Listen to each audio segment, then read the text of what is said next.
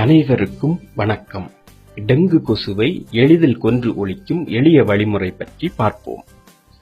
பருவமழை தொடங்கி ஆங்காங்கே பெய்து வரும் நிலையில் தற்போது பரவலாக தண்ணீர் தேங்க ஆரம்பித்ததும் கொசுவின் உற்பத்தி பெருகி வருகிறது. இதன் மூலமாக டெங்கு பாதிப்பு அதிக அளவு ஏற்பட்டு வருகிறது. இதிலிருந்து மக்கள் பாதுகாப்பாக இருக்கும்படி சுகாதாரத்துறை தெரிவித்துள்ளது. டெங்கு காய்ச்சலுக்கு மூல காரணமாக இருக்கும் கொசுக்களை ஒழிக்க நாமும் பல வழிகளில் போராடி தோற்றும் போய்விட்டோம். இதோ ஒரு எளிய அதிக செலவில்லாத வழிமுறையை பார்ப்போம். ஒரு 2 லிட்டர் பெப்சி அல்லது கொக்கோ கோலா பாட்டிலை எடுத்து அதை சரிபாதியாக வெட்டி வைத்துக் கொள்ளுங்கள். கீழ்ப்பாக பாட்டிலில் அரை பாகம் வெதுவெதுப்பான சுடுநீரை ஊற்றுங்கள். அதில் 3/4 கப் சர்க்கரையையும் 1 டேபிள் ஸ்பூன் ஈஸ்டையும் கலந்து நன்றாக கரைத்துக் கொள்ளுங்கள். வெட்டி எடுத்த பாட்டிலின் மேல் பகுதியை தலைகீழாக கவிழ்த்து புனல் போல் கரைசல் உள்ள பாட்டிலை மூடுங்கள்.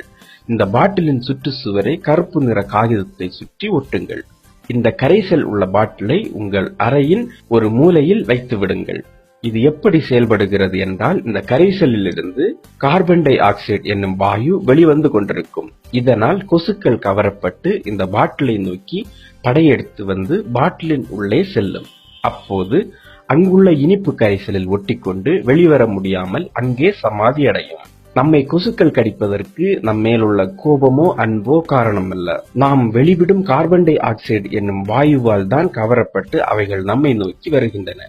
இப்போது இந்த கரைசல் கார்பன் டை ஆக்சைடை வெளிவிடுவதால் கொசுக்கள் பாட்டிலை நோக்கி சென்றுவிடும். இதன் பலனை 4 - 5 நாட்களில் தெரிந்து கொள்ளலாம். 3 வாரங்களுக்கு ஒரு முறை கரைசலை மாற்றிவிட வேண்டும். மேலும் வீடியோக்களுக்கு சேனலை சப்ஸ்கிரைப் செய்யுங்கள்.